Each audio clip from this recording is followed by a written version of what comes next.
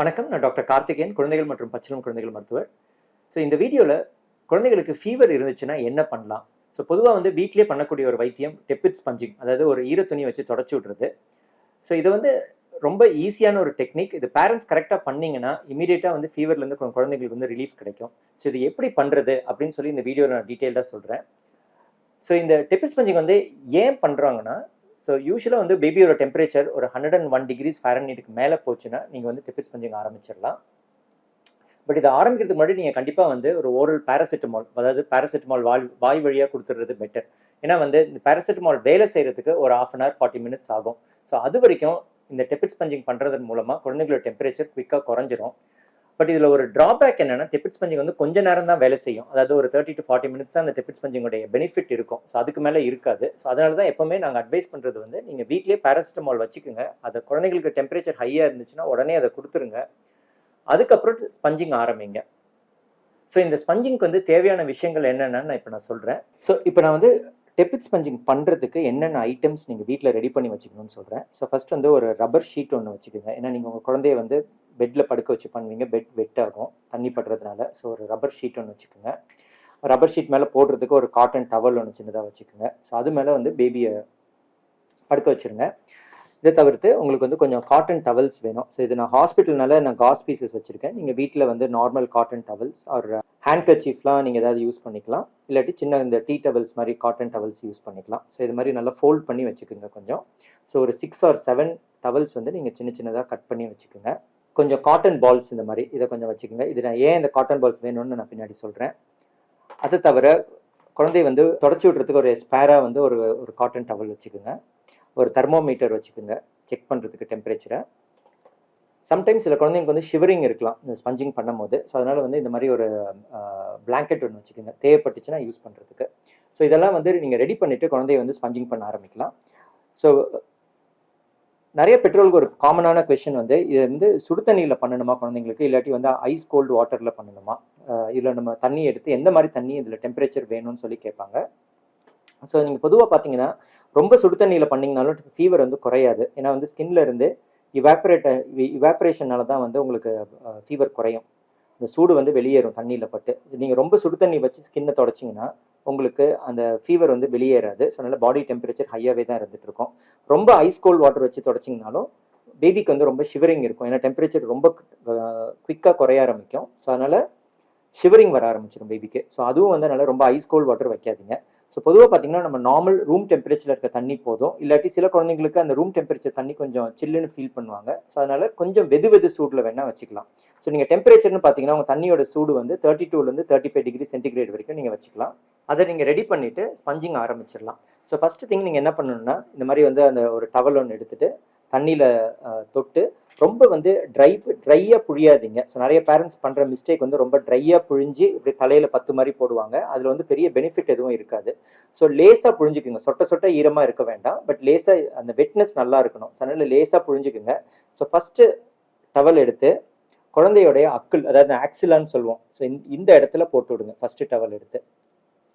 அடுத்தது அதே மாதிரி இன்னொரு டவல் எடுத்து தண்ணியில் வெட் பண்ணிவிட்டு லேசாக புழிஞ்சிட்டு இந்த சைடு ஆக்சிலால போட்டு விடுங்க. இந்த சைடு அக்கிள் இப்படி போட்டுட்டு கையை வந்து செய்து பண்ணிக்கோங்க. ஸ்லிப் ஆகாமல் பார்த்துக்கோங்க.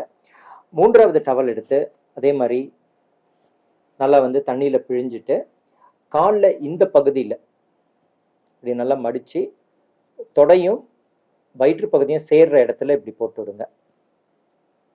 குழந்தை நாப்பிலாம் போட்டிருந்தா எடுத்துருங்க இந்த டைமில். ஸோ நான்காவது இதை எடுத்து அதே மாதிரி வந்து தண்ணியில் தொட்டு இந்த பகுதியில் போட்டு விடுங்க. ஐந்தாவதா ஒரு டவல் ஒன்று எடுத்து நல்லா பிழிஞ்சு இதை வந்து தலையில் வந்து இப்படி போட்டு விடுங்க. ஸோ இந்த 5 டவலும் இந்த பொசிஷனில் இருக்கணும். ஸோ இங்கே 2, இங்கே 2, இங்கே 1. ஸோ இந்த பொசிஷனில் வந்து பேபிக்கு வந்து டவல்ஸ்லாம் போட்டுருங்க. ஸோ ஏன் இதெல்லாம் போடுறோன்னா, நம்ம துடைக்கும் போது இந்த இடங்கள்லாம் நம்ம மிஸ் பண்ணிடுவோம். அவ்வளோ ஈஸியாக நம்ம துடைக்க மாட்டோம். ஸோ நம்ம வந்து துடைக்கிறது இங்கே தான் கான்சென்ட்ரேட் பண்ணுவோம். ஸோ அதனால் வந்து இந்த இடங்கள்லாம் வந்து ஃபஸ்ட்டே தண்ணி போட்டு ஓரளவுக்கு வந்து பெட்டாக வச்சு மூடிடுங்க. இதை பண்ணி முடித்தோன்னே நான் ஏற்கனவே சொன்ன மாதிரி ஒரு காட்டன் டவல் ஒன்று, கொஞ்சம் பெரிய டவல் ஒன்று எடுத்து இதே மாதிரி வந்து தண்ணியில் முக்கி நல்லா வந்து பேபியை தொடச்சி விட ஆரம்பிங்க. இந்த டைமில் வந்து நல்லா செஸ்ட்டு, வயிறு பகுதி, கால் பகுதி இதெல்லாம் வந்து நல்லா வந்து முன்பக்கமும் இப்படி காலை தூக்கி பின்பக்கமும் வந்து நல்லா வந்து தொடச்சி விடுங்க. ஸோ அடுத்தது நான் ஏற்கனவே சொன்னேன் கொஞ்சம் காட்டன் பால்ஸ் வேணும்னு. இது எதுக்கு காட்டன் பால்ஸ் வைக்கிறோன்னா, சம்டைம்ஸ் இந்த மாதிரி பத்து போடும்போது தண்ணி வடிஞ்சு காதுக்குள்ளே போகும். ஸோ அதனால சில குழந்தைங்கள் வந்து அதை கொஞ்சம் அன்கம்ஃபர்டபுளாக ஃபீல் பண்ணுவாங்க, அழ ஆரம்பிச்சிருவாங்க. ஸோ அதனால இந்த பஞ்சு வச்சு இதை மூடிடுங்க காதை. 2 சைட்லையுமே இதை பண்ணிக்கலாம். இது அவசியம் இல்லை, பட் சில பேருக்கு வந்து தேவைப்படும். ஸோ அதனால வந்து நீங்கள் கையில் வச்சுக்கோங்க.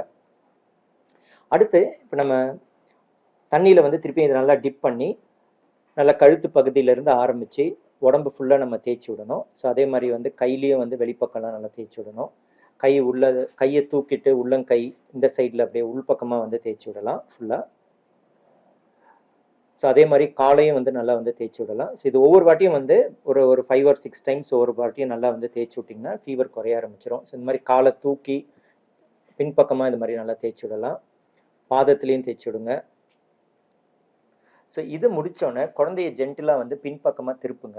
ஸோ சின்ன குழந்தையா இருந்ததுன்னா நீங்கள் வந்து குப்புறவே போட்டுக்கலாம் குழந்தைய. முகத்தை மட்டும் வந்து இந்த மாதிரி வந்து தலையை திருப்பி வச்சுக்கோங்க. ஸோ மூக்கெல்லாம் அமுங்காமல் பார்த்துக்குங்க. இப்படி பெரட்டி போட்டு திருப்பியும் வந்து நல்லா வந்து ஒவ்வொரு வாட்டியும் நீங்கள் துடைக்கும் போது தண்ணி ஃப்ரெஷ்ஷாக எடுத்துக்குங்க. நல்லா புழிஞ்சு ஃபுல்லாக தொடச்சி விடுங்க. ஸோ பட்டெக்ஸ் ஏரியா அது எல்லாமே வந்து ஃபுல்லாக தொடச்சி விடலாம். பாதம் எல்லாமே அப்படியே ஃபுல்லாக தொடச்சி விடலாம். ஸோ இதை பண்ணி முடித்தோடனே திருப்பி வந்து குழந்தைய வந்து நீங்கள் நேராக போட்டுக்கலாம்.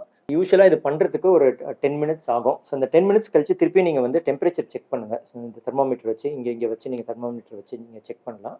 ஸோ தெர்மோமீட்டரில் செக் பண்ணிவிட்டு டெம்பரேச்சர் 100 கீழே வந்துருச்சுன்னா 100 degrees Fahrenheit கீழே வந்துருச்சுன்னா நீங்கள் வந்து இந்த ஸ்பஞ்சிங்கை ஸ்டாப் பண்ணிடலாம். ஸோ யூஸ்வலாக வந்து இது எந்த வயசுலேருந்து இது பண்ணுறது? 6 months பேபிஸ்லேருந்து இதை பண்ண ஆரம்பிக்கலாம். ஏன் வந்து ரொம்ப சின்ன பேபிஸ் அதாவது ஃபஸ்ட்டு 6 monthsல பண்ணக்கூடாதுன்னா, இந்த மாதிரி நீங்கள் கோல்டு வாட்டர் வச்சு நீங்கள் இது பண்ணும்போது டெம்பரேச்சர் சின்ன பேபிஸில் ரொம்ப குறைய ஆரம்பிச்சிடும். ஸோ அதனாலையும் பிரச்சனைகள் வரலாம். ஸோ அதனால் ஃபஸ்ட்டு 6 months இதை நான் அட்வைஸ் பண்ணுறது இல்லை. 6 monthsக்கு அப்புறம் நீங்கள் தாராளமாக பண்ணலாம். ஸோ இதுக்கு ஒன்றும் அப்பர் லிமிட் ஏஜ் லிமிட் ஒன்றும் கிடையாது. பேஷண்ட் வந்து கோஆப்ரேட்டிவாக இருந்தாங்கன்னா நீங்கள் எந்த ஏஜ் ஈவன் அடல்ட்ஸ் கூட இந்த மாதிரி ஸ்பஞ்சிங் ரொம்ப ஹை ஃபீவரில் பண்ணிக்கலாம். அடல்ட்ஸ்க்கும் கிட்டத்தட்ட இது சேம் டெக்னிக் தான் வந்து. ஸோ இந்த மாதிரி நீங்கள் ஸ்பஞ்சிங் பண்ணிட்டு இருக்கும் போது யூஸ்வலாக பார்த்தீங்கன்னா இந்த ஸ்பஞ்சிங்கோடைய பெனிஃபிட் வந்து ஒரு 45 minutes வரைக்கும் கேட்கும். ஃபீவர் குறைய ஆரம்பிச்சிடும், நல்லா குறைஞ்சி இருக்கும். அதுக்கப்புறம் திருப்பியும் ஏற ஆரம்பிச்சிடும். ஸோ அதனால தான் நம்ம இந்த ஸ்பஞ்சிங் பண்ணுறதுக்கு முன்னாடியே ஓரல் பேராசிட்டமால் கொடுத்துருது. ஸோ ஏன்னா வந்து அதை வேலை செய்ய ஆரம்பிக்கிறதுக்கு ஒரு 30 to 40 minutes ஆகும். ஸோ இந்த ஸ்பஞ்சிங்கோட எஃபெக்ட் குறையும் போது பேராசிட்டமாலோட எஃபெக்ட் ஆரம்பிச்சிடும். ஸோ அதனால் வந்து குழந்தைங்களுக்கு டெம்பரேச்சர் கண்ட்ரோல் பெட்டராக இருக்கும். கண்டினியூஸாக ஃபீவர் வந்து குறைஞ்சிடும் அப்படியே. ஸோ இந்த டெமான்ஸ்ட்ரேஷனில் உங்களுக்கு ஏதாவது டவுட் இருந்துச்சுன்னா கீழே வந்து கமெண்ட் செக்ஷனில் போஸ்ட் பண்ணுங்கள். உங்களோட எக்ஸ்பீரியன்ஸ் அபவுட் டெபிட் ஸ்பஞ்சிங் அது இருந்தாலும் வந்து கீழே கமெண்ட்ஸில் போஸ்ட் பண்ணுங்கள். ஸோ இந்த வீடியோ பிடிச்சிருந்ததுன்னா லைக் பண்ணுங்கள், ஷேர் பண்ணுங்கள். எங்கள் சேனலுக்கு ஒன்று சப்ஸ்கிரைப் பண்ணுங்கள். இந்த மாதிரி நிறைய ஹெல்த் ரிலேட்டட் வீடியோஸ் போட்டுகிட்டே இருக்கோம். நன்றி, வணக்கம்மா.